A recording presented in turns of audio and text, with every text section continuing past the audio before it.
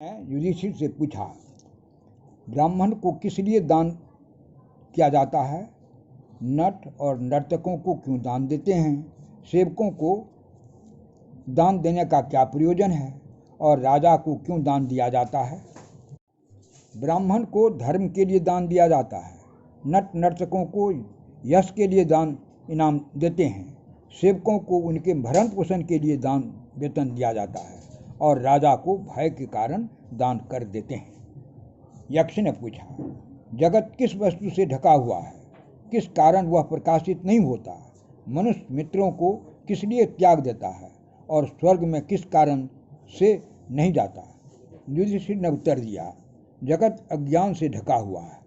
तमोगुण के कारण वह प्रकाशित नहीं होता। लोभ के कारण मनुष्य मित्रों को त्याग देता है और आसक्ति के कारण स्वर्ग में नहीं जाता है।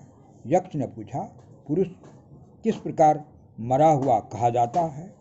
राष्ट्र के हित किस प्रकार मरा हुआ कहलाता है? श्राद्ध किस प्रकार मृत हो जाता है और यज्ञ कैसे मृत हो जाता है? युधिष्ठिर बोले, दरिद्र पुरुष मरा हुआ है, बिना राजा का राज्य मरा हुआ है। श्रोत्रिय ब्राह्मण के बिना श्राद्ध मृत हो जाता है और बिना दक्षिणा का यज्ञ मरा हुआ है। यक्ष ने पूछा, दिशा क्या है? जल क्या है?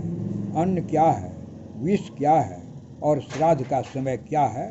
यह बताओ। युधिष्ठिर ने कहा, सत्पुरुष दिशा है, क्योंकि वे भगवत प्राप्ति का मार्ग बताती हैं। आकाश जल है, गौ अन्न है, प्रार्थना कामना विष है और ब्राह्मण ही श्राद्ध का समय है। यक्ष ने पूछा, उत्तम क्षमा क्या है? लज्जा किसे कहते हैं? तप का लक्षण क्या है? और दम क्या कहलाता है? युधिष्ठिर ने कहा, न करने योग्य काम से दूर रहना लज्जा है, अपने धर्म में रहना तप है और मन का दमन दम है। यक्ष ने पूछा, राजन ज्ञान किसे कहते हैं? सम क्या कहलाता है? दया किसका नाम है? और आर्जव सरलता किसे कहते हैं? युधिष्ठिर बोले, वास्तविक वस्तु को ठीक ठीक जानना ज्ञान है, चित्त की शांति सम है, और सबके सुख की इच्छा रखना दया है और समचित्त होना आर्जव यानी सरलता है।